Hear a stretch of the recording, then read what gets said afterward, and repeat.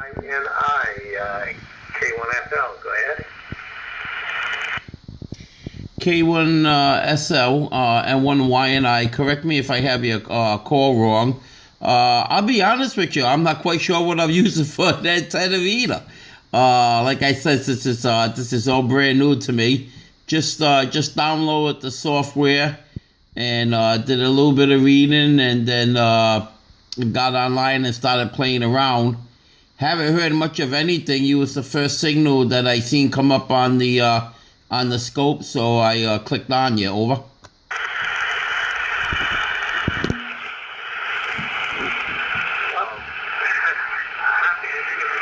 happy to be your first contact here, and welcome. Like I said before, welcome. And it has been kind of quiet lately, but probably mostly band conditions. And I can help you out here a little bit and give you a couple tips maybe. I mean, if you want to get a really good overview of Hamsphere, and without spending a whole lot of time, and if you're like me, you don't like to read, there's a very, very excellent video series that you can get to by when you first bring up the little dialog box to log into Hamsphere. You'll see a little dialog box and several links in there. One of them is WB7 ECW videos. And click on that and it'll take you to the Hamsphere website where several of those videos are hosted. That's not his entire set of videos. He has some more videos on YouTube, but that'll get you started. That'd be my first recommendation to really kind of get a feel for it. So what you're doing fine here. You're probably using the IDC.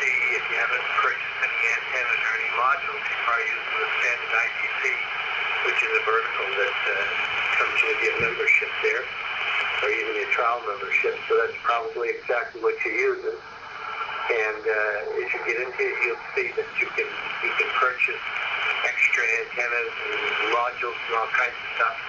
I happen to be using a stack Yankee here, 202, 2x2x5 Yankee stack, which is not something that you'd most likely be able to put up in the real world unless you got lots of land and lots of money. But here on Hamsphere, it's affordable. So it's not super cheap, but it's not super expensive either. So, not to get you started there, and again, welcome, N1YNI, K1FL. K1FL and 1YNI. Yeah,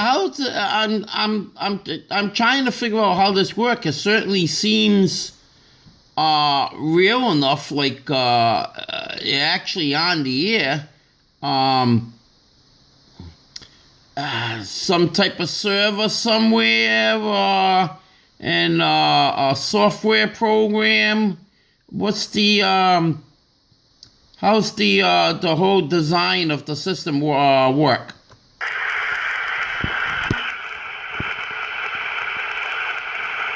Basically there are 6 servers here,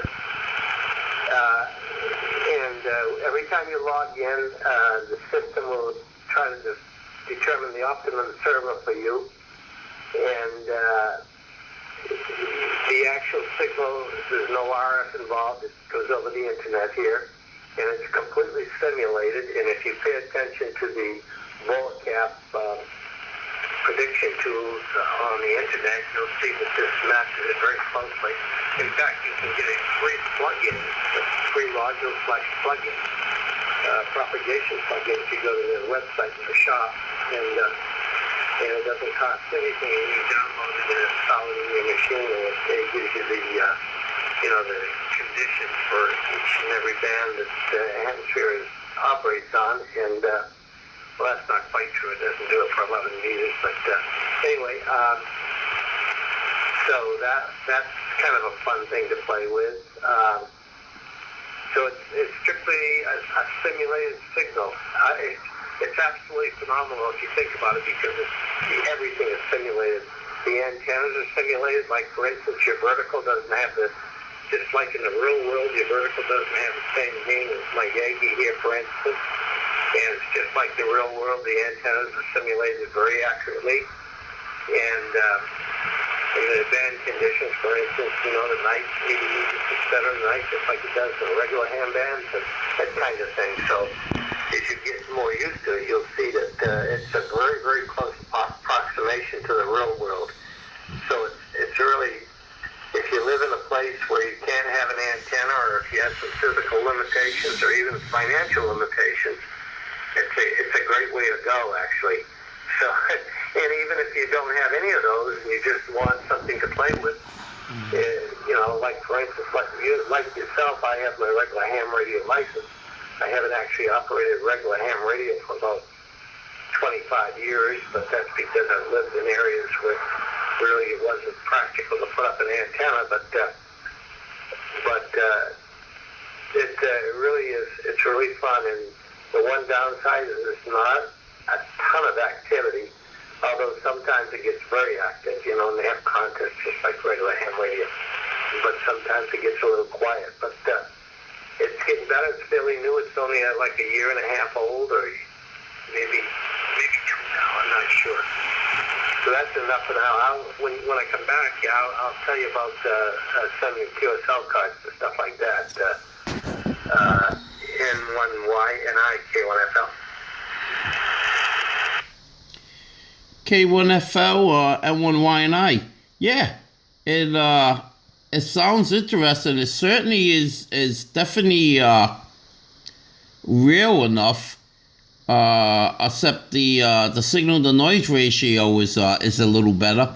My ham shack is all broken down. I'm in the process of redoing the whole ham shack, including the antenna network and everything else. So it's been broken down now for about a good 2 months, and the way things are going, and we just got swamped at work and everything else, so I have no time. So it will probably be another 3 months before I get everything back up and running, and this is kind of cool. So something to play with. I noticed the bands are kind of short from the original ham bands, and so far I only found one shortwave band, and that will be 6 megahertz. But the question is it with upgrading the radios, and